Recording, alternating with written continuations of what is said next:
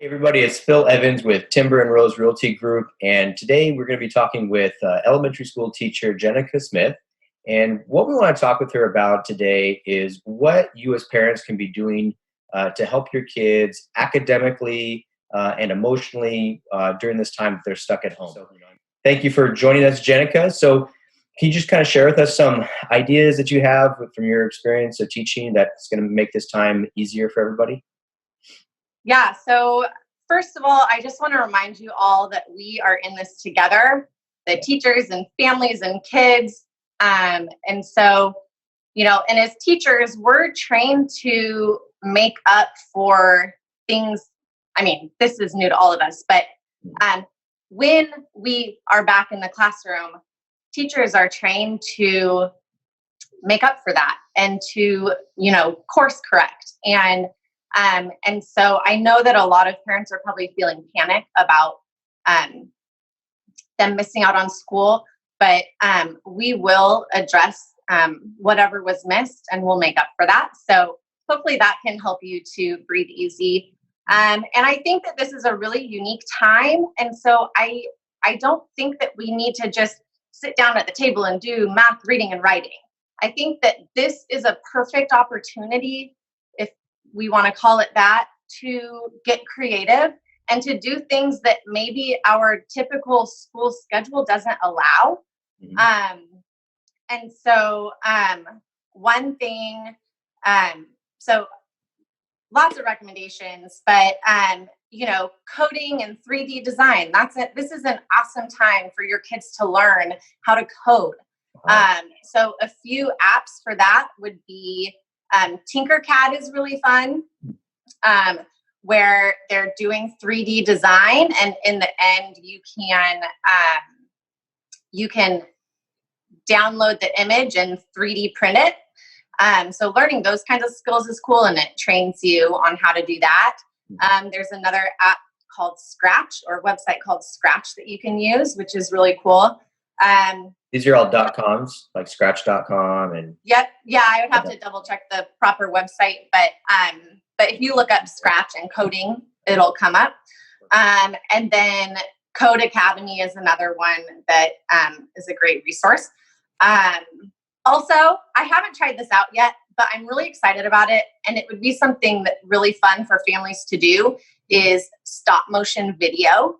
And so what you can do is the kids can create the scene, create the characters using some of your recycled materials, like paper towel and toilet paper tubes and your recycled milk jugs, those kinds of things, and turn them into characters. And then you can make a stop motion video, and that's incorporating one, creativity, right? And then also it's incorporating story writing. So they have to come up with the scenes and the storyline and the plot, all that. And that can be a fun thing to do as a family. Also, I think that writing letters is a lost art. And so, with writing, that's a great way to connect when we're feeling disconnected right now, right? And then also learning how to write and, what is the proper format of a handwritten letter? And then, that's also fun. Who doesn't love to get snail mail, right? Also, doing something like rewriting lyrics to your favorite song, or making up a dance video with your family. These are times where we can just get creative, and we have the time and the space to do that. And then also, I think that an important thing is this is a time where kids can learn responsibilities or unique skills that there isn't always time for, such as how to change the oil in your car, or like where to pour the wiper fluid, like those kinds of things, or understanding how an engine works, and like just opening up the hood and taking a look. Like those kinds of things are fun things we can do and bond as a family, but also we're learning these skills that we can take out into the world later.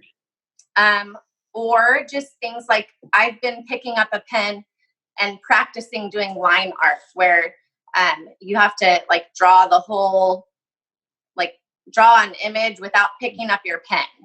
Right. And so, so that's been fun. And that's, you know, there's not necessarily scheduled time to do things like that in class. And so, so something like that is really fun to do. And then as far as social emotional, I think that's super important because whether or not kids are showing it, like this is a time where they're probably feeling a lot of anxiety and stress. They're not getting to see their friends. They're not in their same routine. And so I think that journaling can be really good. So, you know, giving your kids a journal and doing creative journaling where it's not just writing down words, but drawing pictures to represent your emotions. Okay. You know, so if you look online for creative journaling, there you can find some fun ways. Yeah. Okay, cool. Yeah. And then also I thought it'd be fun, something like a hot seat. Like if you're at the dinner table and so you get to go around and one person's on the hot seat and then everyone gets to compliment that person, and just ways to build each other up in a time where we're kind of in this unknown space, right? So those are just a few ideas. Yeah. I think those are great. I just want to take pressure off of parents because I know that parents are probably like, oh my gosh, we need to keep this schedule and we need to have them doing all these things. And so I just urge families to just take a deep breath and relax and look at this as a unique opportunity where you can kind of think outside the box. So it sounds like if the kids don't do 2 hours of, you know, math, you know, and reading homework every night, they're going to be okay. Like you guys are going to, of course, correct for that. And now's the time to really get to do the stuff that they don't normally get to do in school, and just be creative, and everything will work out just fine. Yes. Yeah. Yeah, absolutely. Awesome. Yeah. Well, thank you so much for that insight.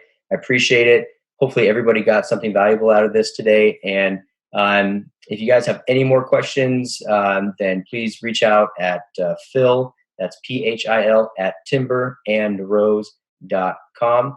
And thanks so much for tuning in, guys. We will see you next time. Thanks. Thanks.